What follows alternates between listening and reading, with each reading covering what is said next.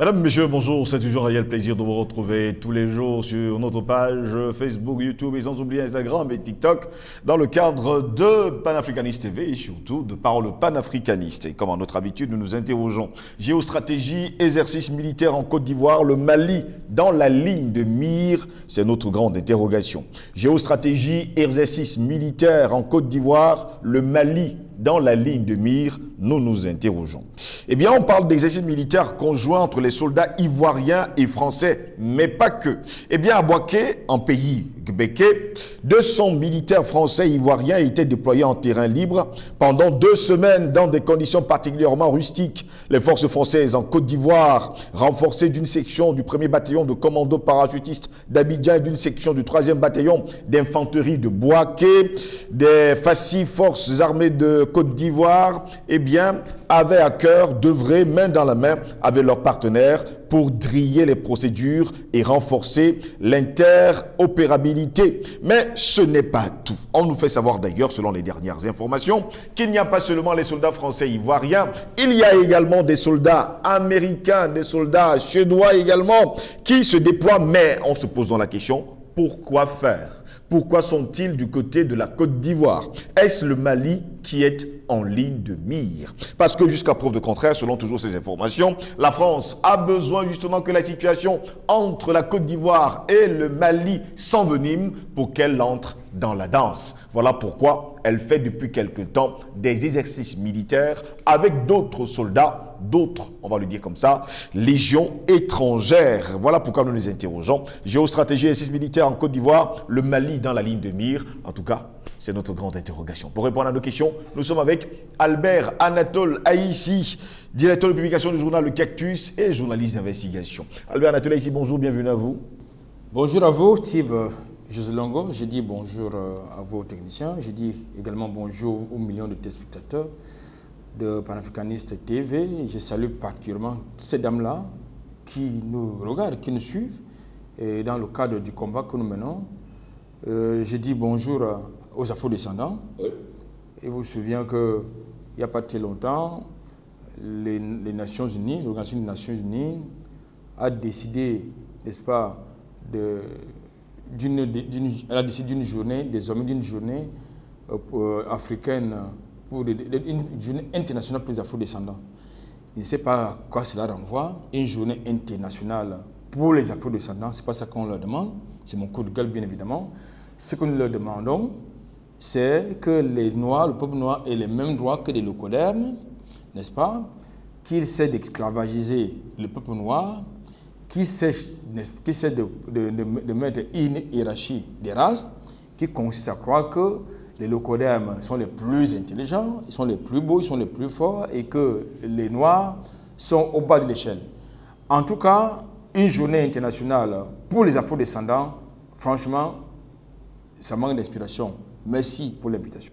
Heureux de vous avoir d'ailleurs ce matin, Albert Anatole ici, et nous nous interrogeons géostratégie et exercices militaires en Côte d'Ivoire, le Mali dans la ligne de mire. Je vous pose donc cette question à Bouaké. Eh bien, environ 200 soldats français et ivoiriens étaient déployés en terrain libre pendant 2 semaines pour des exercices militaires. Je vais droit au but. Est-ce le Mali qui est dans la ligne de mire? Remettons d'abord les choses à leur place, comme à mon habitude, avant d'être dans les analyses. Oui. Pour dire que ces exercices, ce n'est pas cet exercice, parce qu'il y en a plusieurs exercices qui se passent dans d'autres régions, n'est-ce pas, de la Côte d'Ivoire.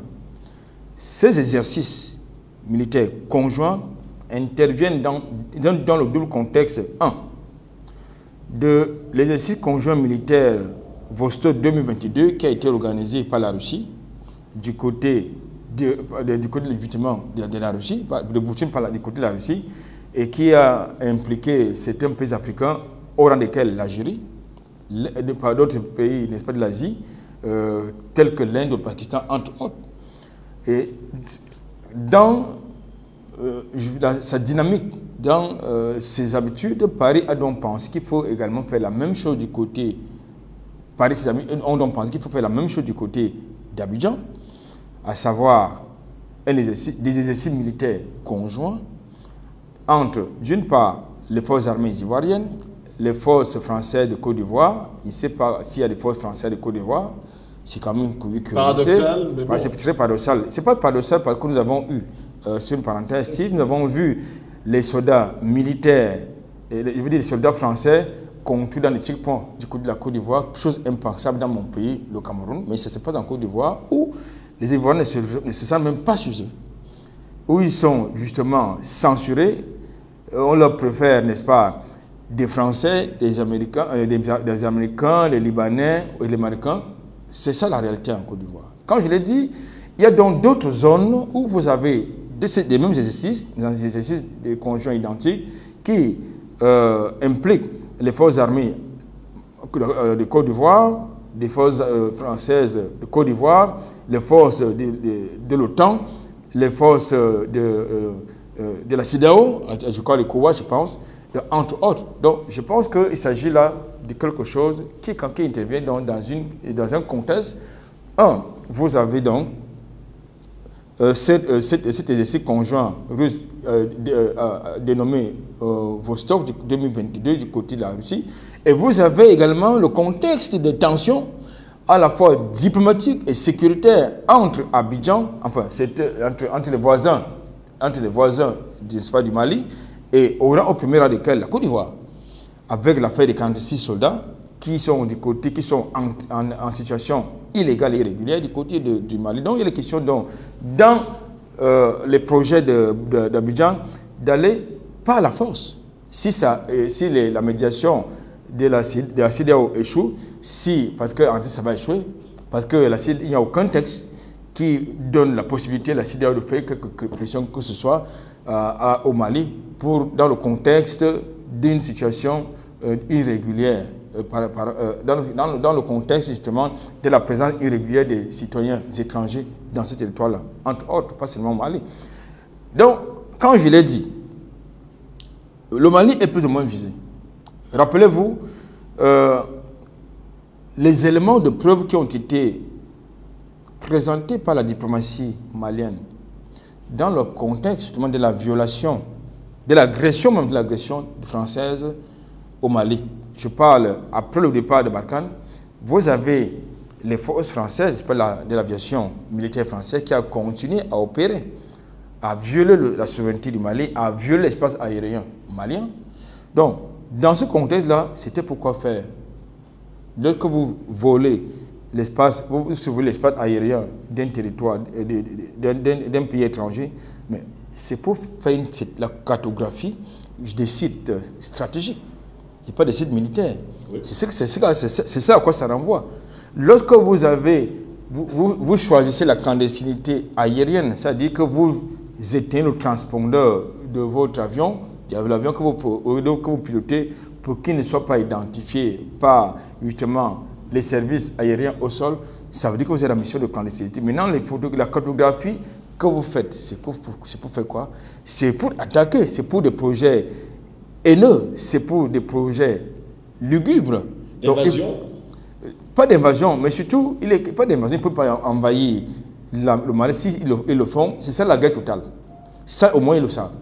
Que s'ils envahissent le Mali, ce sera la guerre totale. Vous avez des nations qui sont les alliés du Mali qui vont entrer en guerre.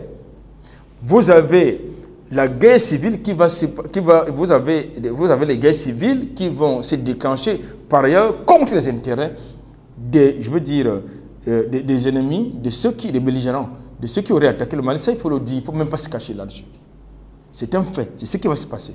Donc quand je le dis, il faut donc rester attentif. Comme j'ai l'habitude de le dire, le fait que Barkhane parte du territoire malien pour se redéployer du côté du Niger voisin, ça doit vous parler nécessairement. Le fait que vous avez des forces françaises en Côte d'Ivoire, vous avez une académie militaire du côté de la Côte d'Ivoire, vous avez les exercices conjoints avec les Américains, c'est-à-dire la CIA, l'OTAN et l'Union européenne, entre autres, ça devrait vous amener à comment réfléchir. Dans le contexte des tensions actuellement entre certains voisins du Mali et les autorités maliennes, il faut ouvrir l'œil. Donc je crois qu'aujourd'hui, c'est important. Il n'y a pas très longtemps, vous avez un Conseil national de sécurité qui s'est tenu dans le même contexte. Il s'agit là d'un faisceau d'éléments qui nous amène à penser qu'il y a quelque chose qui se prépare. Et justement, quelque chose se prépare contre qui et pourquoi?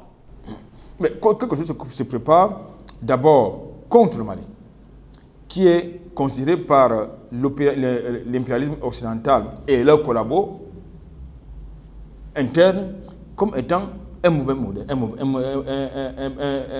un mauvais élève, un anti-modèle selon leur compréhension.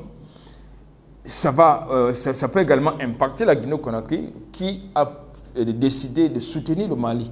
Oui. Vous êtes quand même au courant que Mamadi Doumbouya, qu'on est en train de canader actuellement à dessein, a décidé de soutenir du point de vue militaire les autorités maliennes, a décidé d'ouvrir les frontières avec le Mali pour permettre au Mali de ne pas être asphyxié, a offert aux autorités maliennes, n'est-ce pas, du carburant, ce qui n'a pas été bien accueilli par Bazoum, ce qui n'a pas été bien accueilli par celui qui est à l'Élysée, qui n'a pas été bien accueilli par justement celui qui est en Côte d'Ivoire.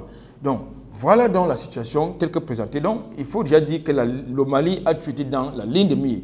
Les autorités maliennes sont dans la ligne de mire. Vous le savez, ils ont ployé sur les sanctions, les diverses sanctions que vous connaissez. Donc, je pense qu'en ce qui nous concerne, les panafricanistes, et que cela soit clair et dit. Le Mali est attaqué, que ce soit par un pays frontalier au Mali, que ce soit par un État occidental, ça aura des répercussions inattendues. Ça aura des conséquences. Il y aura des réactions. Il y aura de la réciprocité.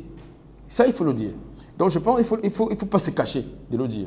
Donc, je crois donc il appartient aux autorités maliennes, nous le disons tous les jours. Chaque fois que nous avons l'occasion, nous avons dit dans d'autres tribunes, annoncé d'ailleurs qu'il fallait que le président de la transition malien fasse très attention parce qu'il était dans la ligne des mires, n'est-ce pas, d'une attaque terroriste, d'une tentative d'assassinat. Et nous, ce que nous avons dit a été vérifié, les faits ont été avérés, qu'il a plusieurs fois été l'objet ou victime de tentatives d'assassinat.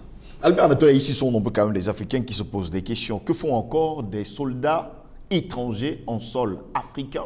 Et c'est presque partout sur le continent.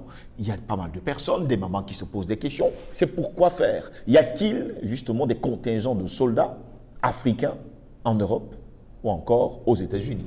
Mais le problème que vous posez, la question que vous me posez justement renvoie à quelque chose d'essentiel. La vision ou bien la qualité de l'élite politique, je parle de l'élite oligarque qui dirige qui a la tête de nos États. J'ai l'habitude de vous le dire, nous avons parmi ces élites des France-Africains qui ont fait allégeance de manière officielle et solennelle à l'Union européenne, aux États-Unis, à la France. Je prends le cas de celui qui est en Côte d'Ivoire, il ne s'en cache pas. Je prends le cas de celui qui est en train de vouloir instrumentaliser une partie de la population nigérienne, Bazoum, qui, dans l'entre-deux tours de l'élection présidentielle, est allé en France pour se faire doper par Jupiter. Je parle de celui qui est au Gabon. Je parle de celui qui est au Tchad, voisin du Cameroun. Donc, ils sont nombreux comme ça. Donc, c'est cette mauvaise qualité de l'élite dirigeante que nous avons qui nous pose déjà des problèmes. Dans le contexte, justement, je veux dire dans le cadre désormais suranné, je dis bien dans le cadre désormais suranné des accords de défense. Je pense qu'aujourd'hui, si on en va au Mali, c'est parce que le Mali, non seulement a démantelé, a décrié et a résilié ces accords de défense, désormais, donc, cette loi, cet épée de Damoclès qui pendait sur sa tête, qu'il fallait que séparer, qui lui serve de parapluie sécuritaire, c'est désormais aboli. Donc, c'est donc parce que nous avons à la tête de nos États, pour revenir à votre question, des collaborateurs, des supplétifs, que nous avons des bases militaires étrangères sur nos sols. Tout à l'heure, je vous ai convoqué le cas de Djibouti, dont le président a décidé que son pays doit abriter toutes les bases militaires de la terre sur son sol. Mais c'est un danger. C'est un danger. Je ne sais pas s'il y a un pays africain qui peut avoir vocation à avoir une base militaire sur le territoire français. Ça fera tout un tollé. Je prends l'exemple d'un diplomate malien qui a osé fustiger, décrier les attitudes, les pratiques de l'armée française au Mali, nous connaissons le sort qui lui a été réservé. À plus forte raison, une base militaire africaine en territoire français.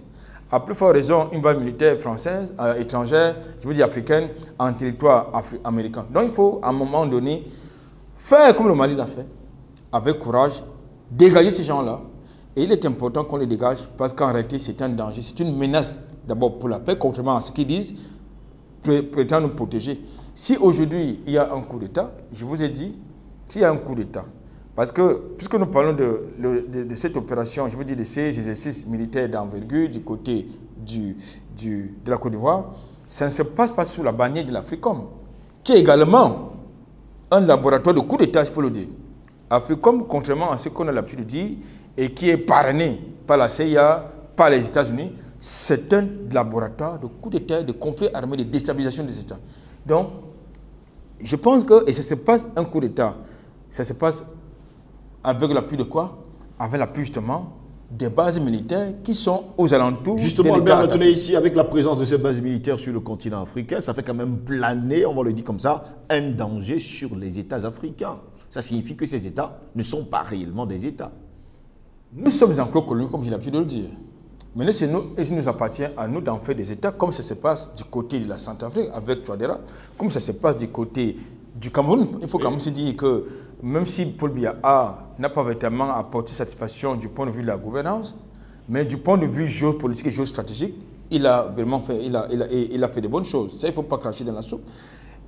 Comme ça se passe également du côté du Mali, où il y a eu une rupture totale. Est-ce que vous avez entendu qu'il y a une base militaire du côté de l'Algérie? Ce n'est pas possible, parce que ce n'est même pas envisageable. Oui. Parce que l'Algérie, comme le Mali, comme le Cameroun, c'est un pays.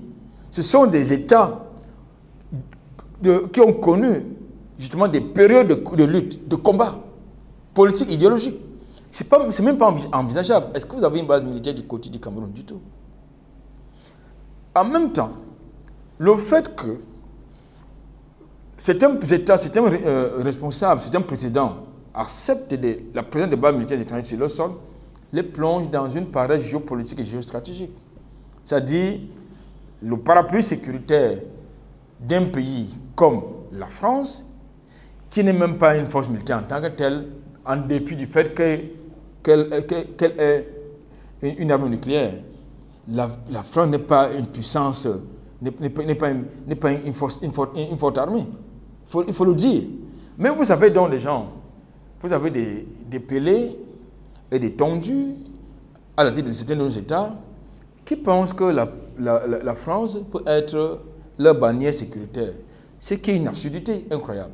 Donc je crois qu'aujourd'hui, il nous appartient à nous, panafricanistes, nous nationalistes et patriotes, de dégager ces dangers, ces menaces de nos espaces de vie, comme j'ai l'habitude de le dire, parce que ces menaces ne sont pas là pour protéger nos intérêts, ni pour assurer notre sécurité. Encore qu'on n'a pas besoin que c'est eux qui assurent notre sécurité. Quand vous êtes chez vous, ce n'est pas un militaire français, américain qui assure votre sécurité, c'est vous qui assurez votre sécurité.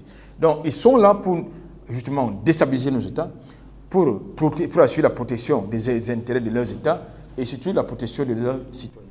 Est-ce finalement un mal de se libérer de la France et surtout de l'Occident tout entier? Non, du tout. Je pense que ça devrait même être un projet prioritaire. Pour nous les nationalistes, pour nous les panafricanistes, ça devrait être un projet prioritaire. Au même titre que la recolonisation de l'Afrique constitue pour eux un projet prioritaire. Sur la bannière, la fausse bannière de la démocratie, des droits de l'homme, mais ils vous font croire qu'ils sont démocrates. Mais sont-ils des démocrates? Luttent-ils pour la justice? Militent-ils pour la paix? Du tout. Nous avons des éléments, nous avons des faits documentés, des événements documentés qui nous prouvent le contraire, que ces gens, lorsqu'ils sont quelque part, ce n'est jamais pour le bien de ce peuple-là. Aujourd'hui, ils donnent l'impression qu'ils sont solidaires de l'Ukraine. Mais ce qu'ils ne disent pas à l'opinion publique internationale, c'est que, qui s'appellent Biden, Nancy Pelosi et les autres, ils ont les intérêts personnels du côté de l'Ukraine. Vous avez des lobbies américains, et certains lobbies des États-Unis, je veux dire, et de l'Union européenne, qui ont des intérêts du côté de l'Ukraine. Ils ne vous diront jamais cela. Mais ils vous diront que non, le grand Satan, c'est Poutine qui va attaquer un pays faible. Mais ils ne vous diront pas qu'en 2014, ils ont financé Le néonazisme en Ukraine, qu'il y a eu des assassinats des ukro-nazis contre les populations russophones. Ils vous diront cela, jamais cela. Mais lorsque vous le dites, tout de suite vous êtes censuré. Ils veulent que vous puissiez, ils veulent vous embarquer dans une sorte de narratif de construction idéologique qui est la leur. Non, ça ne peut pas marcher comme ça. Si pas de démocratie, la démocratie, c'est aussi l'acceptation de la contradiction de l'opinion de l'autre. Pour sortir de cet entretien, comment comprendre justement, Albert Anatolaï, ici, que des pays tiers, des pays frères également, des pays amis, acceptent sur leur sol des soldats étrangers pour déstabiliser ces autres pays, d'autres pays africains? Tout à l'heure, je vous parlais de la qualité de ces élites, de ces oligarques qui sont à la tête de nos États. Oui. Je vous ai dit qu'il y en a qui ont signé des alliances, soit dans les loges, soit des alliances politiques, pour un sans-pourtant politique, soit ils ne sont pas des patriotes, et la plupart, justement, ils ne sont pas des patriotes, ils n'ont pas une idéologie. Parce que pour que vous ayez quelqu'un qui n'accepte pas la présence des intrus sur son territoire, vous devez avoir quelqu'un qui a une idéologie, qui a une vision pour votre pays, pour son peuple. Mais malheureusement, la plupart, je prends le cas de M. Bazoum, le cas de M. Ouattara, ils ne travaillent pas pour le compte de leur pays. Ils ne travaillent pas pour le compte de leur peuple. Bazoum travaille-t-il pour le compte des Nigériens? Non, je ne pense pas. S'il travaillait pour le compte des Nigériens, il n'allait jamais, au grand jamais accepter que Barkhane, n'est-ce pas, se déploie sur le territoire nigérien où, justement, l'armée française a commis des actions contre son peuple, dont il a la responsabilité de protéger. Donc, je pense que quand vous avez ce genre d'individus à la tête de nos États, vous comprenez que si nous ne faisons pas bouger les lignes, nous allons, justement, comme vous avez tout à l'heure indiqué, être recolonisés. Nous allons encore subir peut-être 400 siècles d'esclavage, mais c'est irréversible. La dynamique qui est mise en place, elle ne peut plus reculer. Nous sommes en guerre et il est important que chacun sache, que chaque citoyen africain qui se trouve en territoire africain ou ailleurs, qu'il sache qu'il est en guerre. Et la guerre est totale. Merci à vous, Albert Anatolaï, ici d'avoir été des nôtres ce matin. Ça fait un plaisir. Mesdames, Messieurs, c'est ici que s'achève cette autre édition de Parole panafricaniste sur Panafricaniste TV. Au plaisir de vous retrouver très prochainement sur le même plateau. Bonne journée à toutes et à tous.